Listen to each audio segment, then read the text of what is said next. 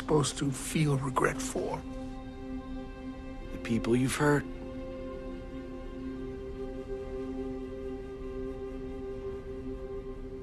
I wasn't trying to hurt anyone. I was trying to make my students tough. You wanted them all to be like you. No. I wanted them all to be better than me.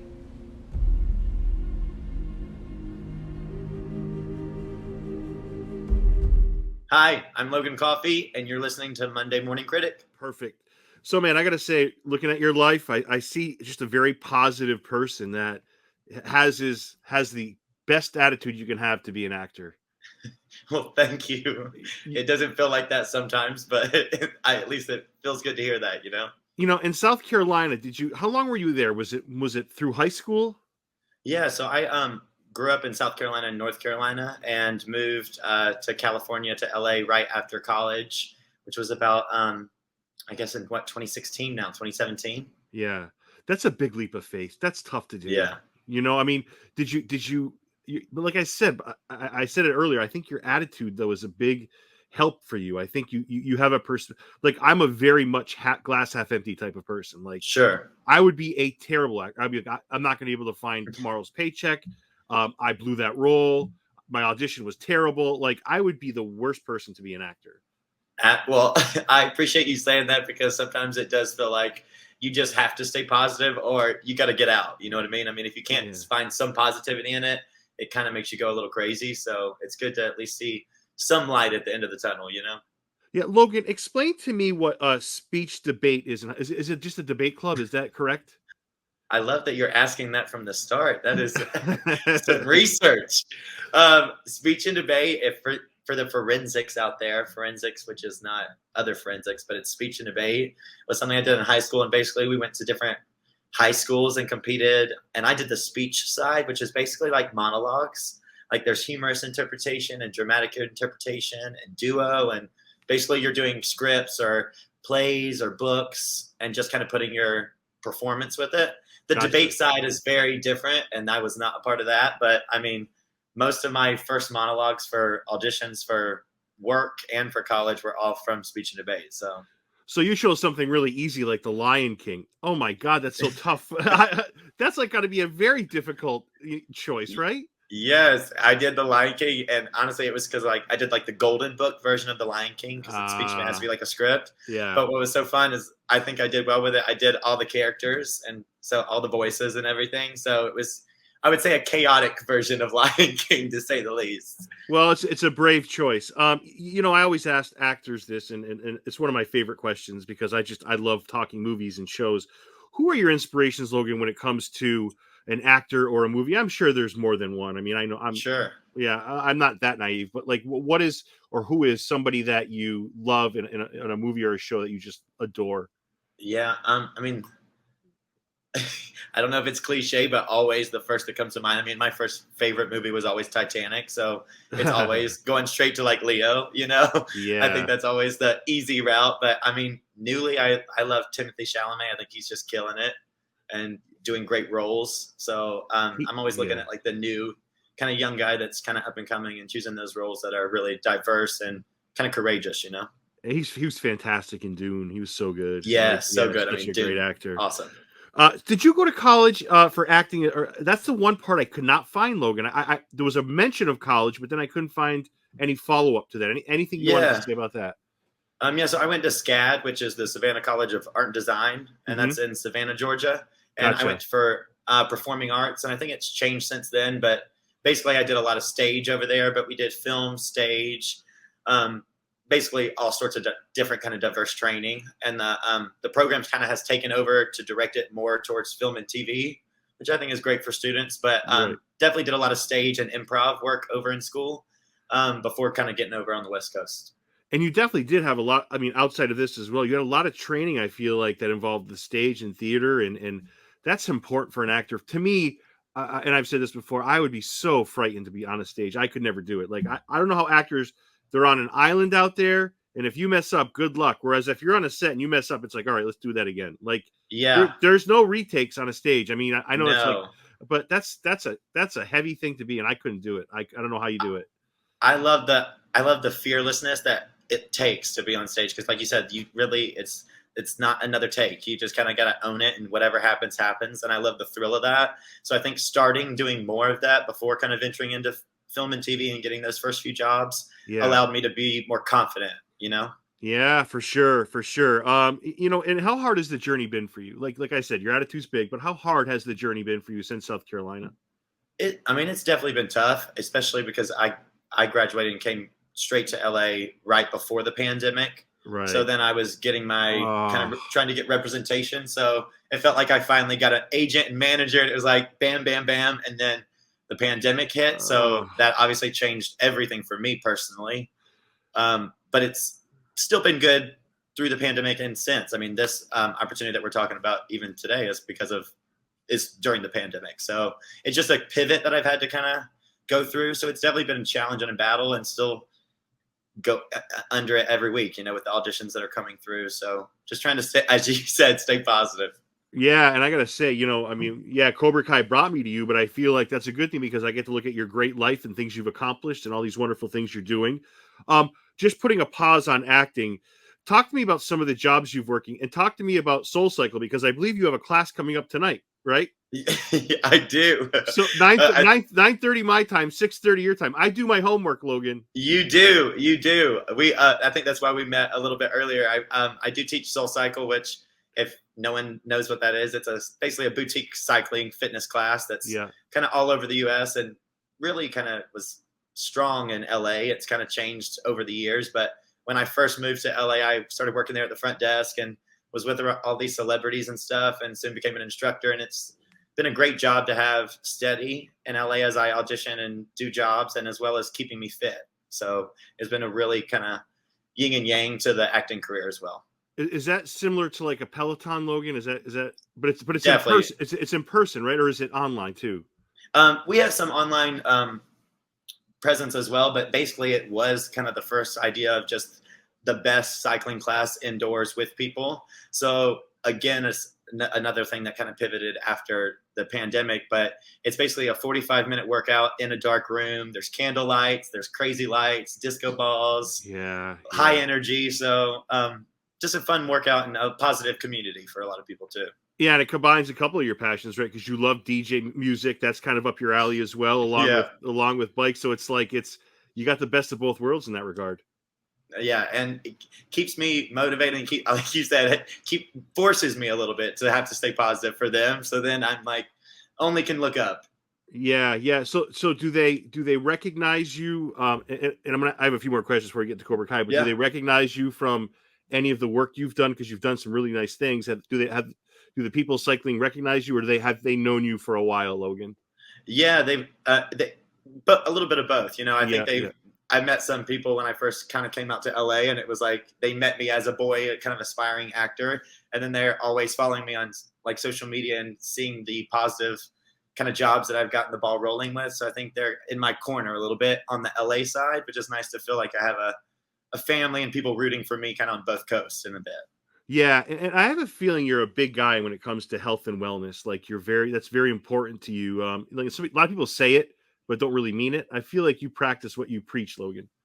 Definitely. I think just growing up is from the South, but from the family that I grew up with, we ate a lot of food and it was just a different lifestyle. So growing up and seeing other alternatives, I think has opened my eyes to how you can live a life. So I love health and fitness, and I try to motivate my friends and family to just live the best and longest life they can live, Yeah, there's a lady I met at a Comic-Con, great person, loves, the everything that goes on with Comic-Cons, the shows, the movies, but she's very much into, like, I feel like cycling, just from talking to her, like, has almost like, I don't know what you call it. Like, it's almost like, I don't want to say an addiction because that sounds terrible, but it's like she loves it.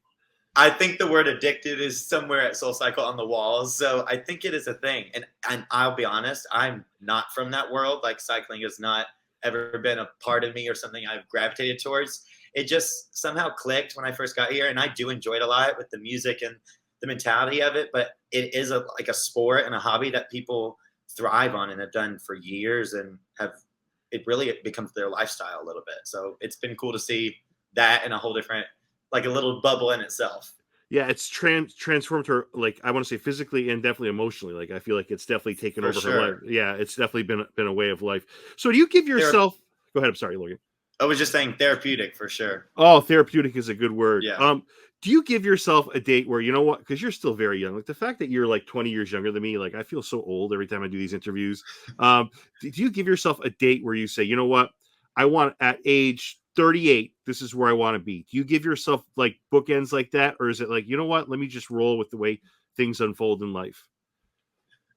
I think a little bit of both. I think when I moved to LA, it was in my mind of more structured, this by this date, this by this date. Yeah. And I think as you start as an actor, you realize that it's a kind of grind on all different ends of the spectrum always. So it's just trying to get that next job and kind of choosing what job you even want to take next, and whether you want to do even take it back to stage and do something more light and comedy and it be just more of a routine, or if you're really wanting to go out for those jobs. So I think it's a little bit of both.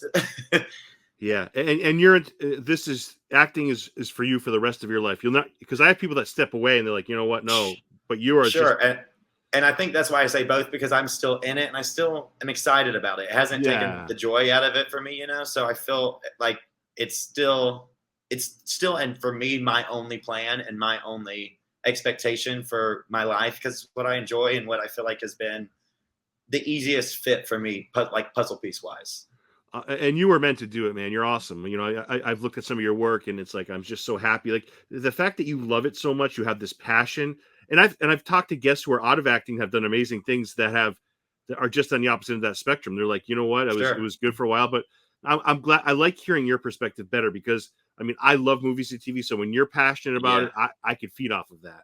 Yeah, as and a fan. I think I'm at an age where everyone is in their late 20s and early 30s, or even mid 20s, trying to figure out their next big steps and kind of jobs, and being around friends that are going through that on a 9-to-5 job kind of idea, and just trying to figure out what they want.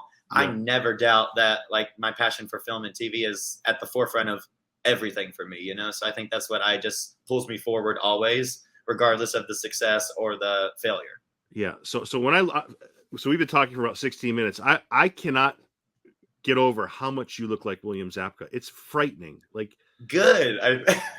like I'm almost saying, and we'll get to how they did it, but like I'm almost saying the CGI wasn't necessary. Like, holy cow! I mean, I look like Brad Pitt's stunt double after an accident. Like, here you are looking like William Zabka, one of the best actors ever. Like, so how'd you get to this role, Logan? Anything you want to talk about as far as that goes? Yeah. Well, how I got it, honestly, I think is a fun story, because for actors out there, everyone's, I think, a little hidden and quiet about how roles happen and weird things happen. But as I am in LA, this is actually through my Atlanta agent that I have, that of course sent my photo over trying to be a good fit for the role. And it was a last minute casting, because I think they were trying to figure out if they could make it work and do it. So actually, when I was approached to do the tape and send it in, it was basically all under the guys that I was in Atlanta and I could be there basically that week / the next day for fitting and all this, and for them to see me in person and make it work. But I was like, we got to do it. So we did it. I sent it. And then basically I was on a flight the next day and in fittings and having pictures taken. And at that time, didn't really know wholly what I was doing or what it was for. I knew it was for Cobra Kai, but it was kind of being very quiet. Right. And then getting on set and being able to do it and just realizing that I was playing basically the character from Karate Kid is just kind of crazy. Had you heard that at any time in your life before this audition? That you look like William Zabka? The similarity? Yeah. I'd heard that, but, well, you always in school are figuring out characters and from film and TV, you know, that you attract you or you're similar like. And I feel like that character, I always was in my kind of breakdown, you know, I would always put that picture up there. I guess the blonde guys just kind of got to stick together.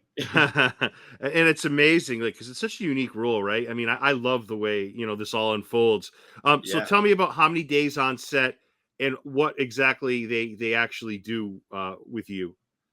Sure. And and like I said, from casting to the moment doing it, it was all such a quick turnaround. So I was on set I believe two days, and I think we got it done all in one day. And then of course I had a fitting and COVID test and everything, but it was pretty quick turnaround. So I met some of the cast and of course who I was working with in the scene.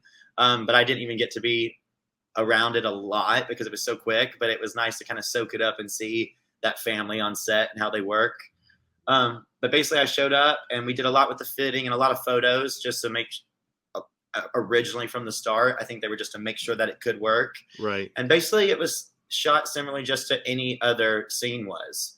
And I was told to just kind of play it as I would play it, knowing I was obviously playing the role that William was playing. So it was basically just kind of that they were going to layer on 50% of his face and 50% of mine and kind of mix the voices, the similar. So 50% again.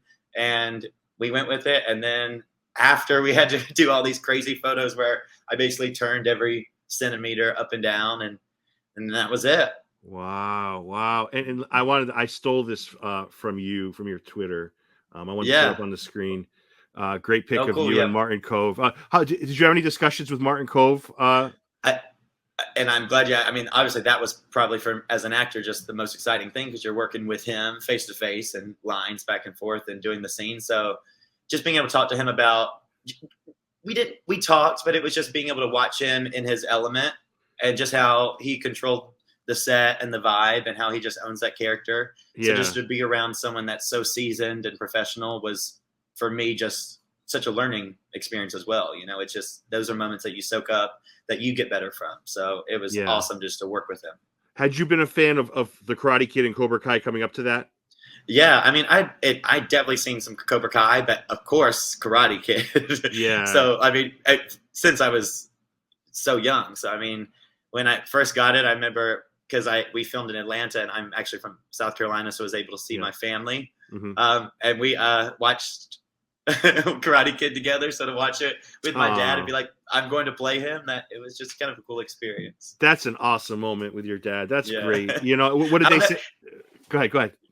Yeah, it was just, and I haven't really talked about that or thought about that in a while, but I remember we just watched it on the couch, and then the next day going to play him was just, it's a really cool thing for sure. What did your family say after they saw you on screen, looking like just the mirror image of Zapka? What did they say? Yeah, I think they were excited. Some of them, honestly, they were like, "So wait, did you do that?" Because they were confused on how it happened. Yeah, and I knew going into it, I would be like, I don't know if you're going to see me because you're obviously seeing him. So yeah, but they were so excited. They were like, how did they do it? How was the movie magic? This, that, and the other. So they were really, really excited for me.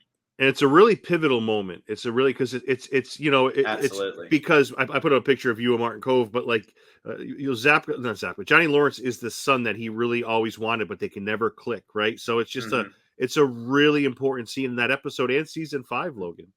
I think the way it ends up, it feels that way too. It feels like that relationship between them two, and a pivotal moment where it feels like it's for the fans, but also for the story progressing as well. How's the internet feedback been for people seeing you? I mean, everything Cobra Kai is insane. So it is. I thought it would be exciting, and I expected, it has been. A lot of people have reached out through Instagram and Twitter and been just excited that I think this role is back for a lot of people growing up that love film and TV. It's just a role that you get to see again, and it's just like, wow. So the response has been honestly overwhelming with all the fans from Cobra Kai and Karate Kid. It would be cool to see you back again too. I mean, that there's opportunity for that too. Flashbacks don't happen just once; they happen a lot, right? We are hoping. I'm putting it out in the atmosphere, and I think a lot of people have tried to do that too. So we're all hoping, I think. I love your website too, and I was reading some of the articles on the side, and I feel like Hayden and John, the creators, were going back and forth with. I feel like I think it was Hayden that said, he was almost good with you the way you look naturally without the CGI. Yeah. And then John's the guy, let's tinker with this, let's add the voice, let's do this, let's do that. So I mean, obviously they work so well because they're a good team. But I almost felt like Hayden was okay saying, you know what, this kid looks just like, or this guy looks just like him. Yeah, and I think walking around on set, which that's when I realized how exciting it was everyone, even like in the crafty kind of looking over and being like, he kind of looks like that character. Yeah. So then to be able to do it and see how it turned out, I think closer identical to the original Johnny Lawerence makes it that striking. So I think how it ended up being the 50-50 or however it ended up just truly was the right marriage to make that work that moment. You know, and I'm looking, you know, above you. I don't know if you can see your computer screen. That's a picture of you, you know, obviously. And then the one above me is you after they put the CGI. After that, yeah. So it's so close. I mean, yeah, there's a difference, I guess, a little bit, but it's pretty damn good, you know? Yeah. You know, they had that red jacket you were wearing is like legendary. They say that's from the movie. So I don't know if there's like a storage house that has these like Mr. Miyagi's cars and this red jacket. Like all this stuff gets cranked out during Cobra Kai. That's from the movie in 1984. Yes. So that's insane. So just talking about that jacket, you should have just took it and ran. Right. Well, the jacket's the moment, like I said, going up to it and even getting to Atlanta, I was still unsure of what was happening and what they were trying to accomplish. So when we got to the fitting and kind of the costume and the jacket, and then they were showing the photo, I knew kind of what was going down, and I was like, this is insane. We're replicating basically the same exact character. And when I put the jacket on, I was like, this one feels good. Two, one, it did not want to come off. And then I was just like, feels surreal, because that again is just like an iconic moment from film that you just instantly recognize. That, I mean, that red jacket is just, you go there, you know? Yeah. Does anybody behind the scenes make a comment about your resemblance, or, you know, just give you positive reinforcement? Anybody behind the scenes, any of that going on, Logan? Maybe the people that you met, anybody behind the scenes at Cobra Kai? Yeah. I felt like everyone, it was on set always, especially when I was in the jacket, everyone being like, you look just like him. Let me take even, I don't even know who it was. It was just like, I was walking to the bathroom. They were like, let me take your picture. You look just like him. I was like, that's good. That's good. Yeah. And yeah. Then somewhere, I haven't even seen it yet, and I wish it was on my phone, but somewhere there is a picture of us that day with me and William side by side too. So I think that would be a great photo to find somewhere out there. Wait, I didn't know you met. I thought he was there that day. So he was there that day. So I got to meet him as well. Because they film it basically doing some scenes kind of at the same time in two different sets, but this was at the same location. So he jumped over, did that one little moment that he does in the episode that I'm in. And in that moment, we got to kind of chat and talk and take a photo and stand side by side. And it was like, oh. So that was kind of a fun moment as well. Oh, what did he say to you? Did he comment about, you know, the fact that, you know, you're playing him, the younger version of him? Yeah. It felt strange because we shook hands and I looked at him and I was like, you're me. And he said, you're me. And I said, you're me. So it was kind of just a moment where we kind of looked at each other, and it was, I think, kind of odd for both of us. But then we started talking, and he's just the coolest guy ever. So it was really cool to be able to meet him and have that moment. Oh, that's a great moment. Yeah, you have to find that picture, because your Twitter and your Instagram are fun follows, you know? Oh, thanks. I was looking at it, and I thought it was on my phone, and it wasn't. So I should reach out to someone, because it had to have just been like a PA or someone on set doing it in that moment to get it somewhere. But I figured it would have come out by now. So we'll find it somewhere, hopefully. And on your Twitter, there's a TikTok that's really cool. There's these great pictures. So yeah, the fans have found you. Now you're in. But yeah, has this already opened doors for you, Logan, for other projects? You know, hopefully. I think that it's kind of in the process of that. I mean, last week, as it was released, because it was such hush hush before the release that it was actually happening. Yeah, I think it was going to be the post kind of what can happen from here on out. But even last week, I had a great response to my agents and managers that are people that have reached out, and a couple auditions. So I think it's the idea that once an audition that I have, which has recently been very frequently, that they can kind of see this, and it can be just a win-win for me. What projects are on the horizon for you? Is there anything you have planned that you've already auditioned for? Anything that you wanted to get out there, Logan? Yeah, the couple things I just auditioned for the past few weeks. So send all the good vibes for those, which are just all over the sun. I mean, random TV shows and movies and all big sorts of things. I did a movie not too long ago that's in post-production called Gym Rat. Oh, yeah. Okay. Yep. And that has been in the works for a while. So I don't know the process on release for that, but it should be a great film at some point, going through the kind of the festival route. So we'll see how that works. And then the premise of Gym Rat looks awesome. It really does. Yeah. And the actors on that were really cool. And the storyline is a cool story that I haven't seen much. So I'm hoping that can get out there and spread to the audiences as well. Other than that, been working on kind of a more lighter fun thing, but just a kind of a podcast and some funny things, like a web series with some friends in LA to kind of keep it floating and kind of progressing when Nice. time. Nice. Is there a genre you're partial to, Logan? Whether it's horror, comedy, is there something you like more, or is it, you know what, you're open to everything? Yeah, I've definitely, comedy has always been what I've drawn to and what I feel like is I'm best at and what I've done the most of. But I love drama and I love horror. I did my first big gig when I first got to LA was a horror movie that I had a pretty big role in, and we did, and it's a chaotic horror movie to say the least. I mean, it's all the thrills, monster, a train crash, all the things. So to be able to do that and experience that genre, which is so specific in itself, was really fun as well. I mean, I've always loved horror movies. So I think there's a darker side to me that is a yin and yang with the comedy that I definitely don't like to ignore. That sounds bad, but no. But Logan, they're almost similar because some of those Halloween movies and Friday the 13th, they're so far over the top that they're comical. Absolutely. Like, this is ridiculous, but it's like because there's people that go to horror movies and laugh their asses off. There's people that go to horror movies and are scared S-less. So it's like I definitely think it has pieces of comedy in horror movies for sure. Uh-huh. Sure. But and I think that's why I feel like I like both of them. It's the extremist. I think of both sides of it, that you can kind of push the boundaries in all aspects of the story and the characters. So it's pretty fun to play those roles always. Yeah, man, I think your future's bright. I'm really looking forward to what you do in the future. I really, I'm cheering for you. You're a good guy. You've really poured your heart into acting. I mean, your parents have to be so impressed with, your work ethic and the fact that you sought your dream and went after it. You're not one of those people who sat on the couch saying, "Well, I could have, I should have." You went out and actually did it, man. There's something to be said for that. Yeah. Well, thank you for saying that. It's funny. I recently just doing a couple interviews and talking to people like this. It feels a little like therapy to just hear that, because it has been hard. And I'm grateful to have parents that have been rooting for me and believe in me and have supported me. But I mean, when you get a win like this, it's a reminder that if you love it, I mean, you just got to continue to go after it. And there's no other options, because you just feel that attachment to it. Yeah, you're such a good dude, and have a wonderful time at your class today, 6:30. Thanks, man. Yeah, I hope we get a chance to talk again down the road, Logan. And thank you for this time. Such a fun interview. Sure. Love hearing about your life, and health and happiness to you, my friend. You too, man. Thank you so much. It was awesome.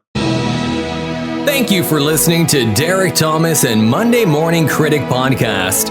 If you enjoyed this episode, you can also connect with Monday Morning Critic on Instagram and Facebook, MDM Critic on Twitter, subscribe on Apple Podcasts or wherever podcasts are found. All episodes available, www.mmcpodcast.com.